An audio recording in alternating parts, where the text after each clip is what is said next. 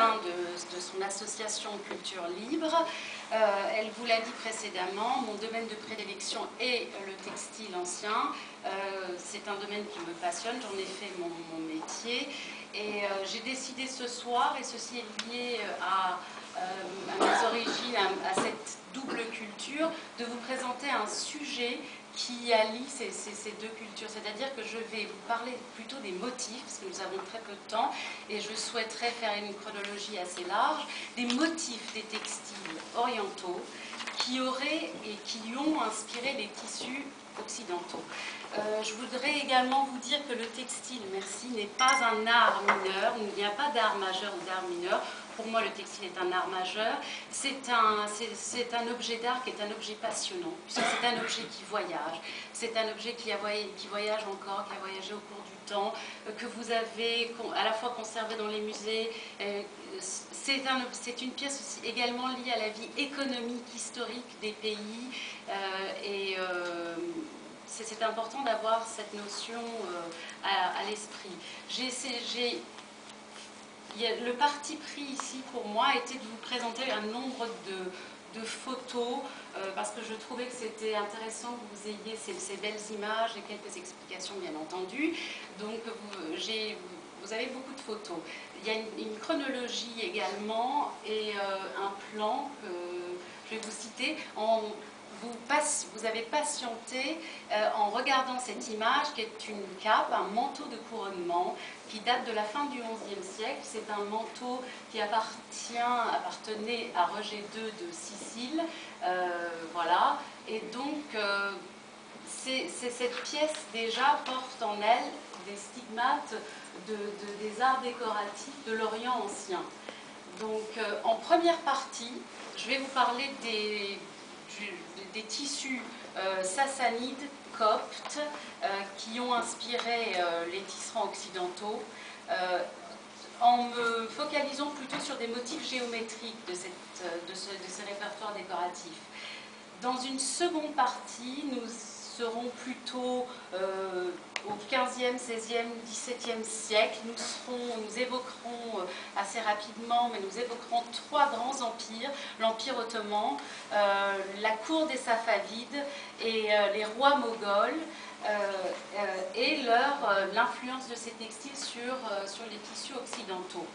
Et j'évoquerai également certains cas particuliers qui sont liés au monde de la mode et certains cas que l'on qualifie pas d'inspiration, qui ne sont pas des textiles d'inspiration orientaux, comme par exemple les tissus hispano-mauresques.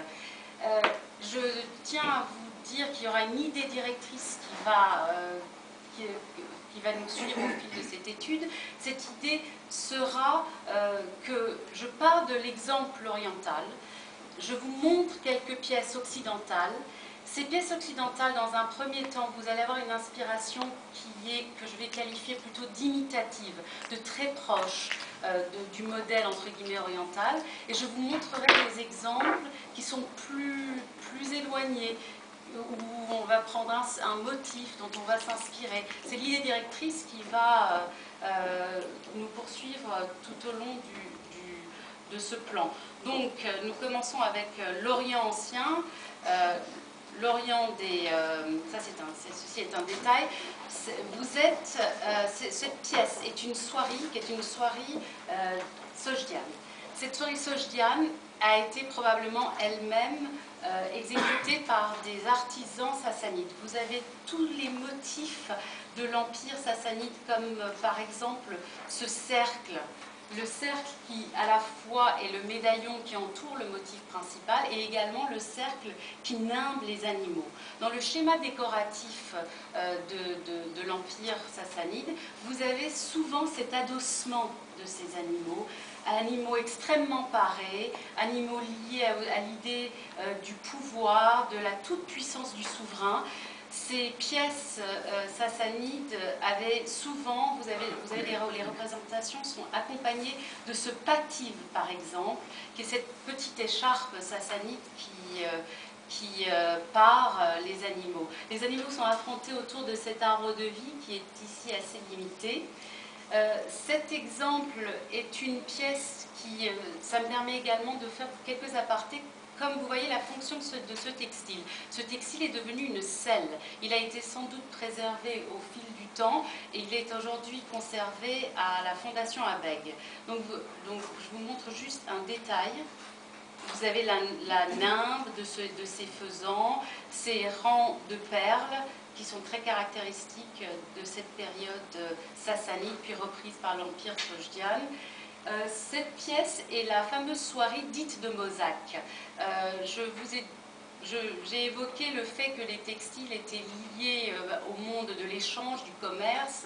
Cette soirée est ce qu'on appelle un samit de soie. Ce sont des soirées qui étaient très particulières et on dit qu'elles sont nées avec les tisserands sassanides. Cet exemple est un exemple qui date du Xe siècle, c'est un exemple byzantin. Vous avez toujours ce modèle de l'Orient, donc l'arbre qui sépare une paire d'animaux, un adossement d'animaux, cette fois-ci de cavaliers. Vous avez ces cavaliers qui sont eux-mêmes très parés, les chevaux sont parés, vous avez toujours le patif d'origine sassanide, les motifs et l'affrontement des lions et également des chevaux.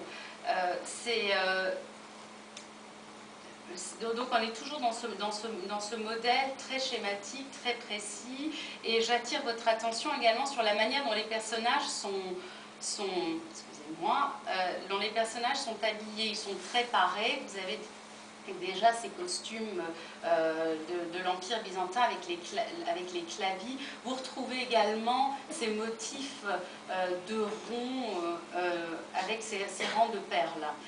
Nous arrivons vers les exemples occidentaux qui reprennent. Là, nous sommes en Espagne au XVe siècle. Vous avez ce cercle qui entoure une paire d'animaux adossés. On est finalement là également, nous sommes en Espagne au XVIe siècle, dans une idée de reprise d'un modèle de manière un peu imitative. Mais petit à petit, le tisserand occidental, tout de même, vous voyez, déplace le rang de perles, adosse des cercles qui sont plus réduits, permettent de les alterner de manière différente. Les animaux sont moins pareils. De l'Espagne du XVIe siècle, nous passons à un exemple, parce que je tiens à vous montrer des choses qui peuvent, au jour d'aujourd'hui, être présentes. Ça, c'est un exemple de galerie. Ce sont deux pièces qui sont des brochets, ce sont toujours des soieries. Donc, vous avez la reprise de ce modèle oriental, avec ce cercle, ces cercles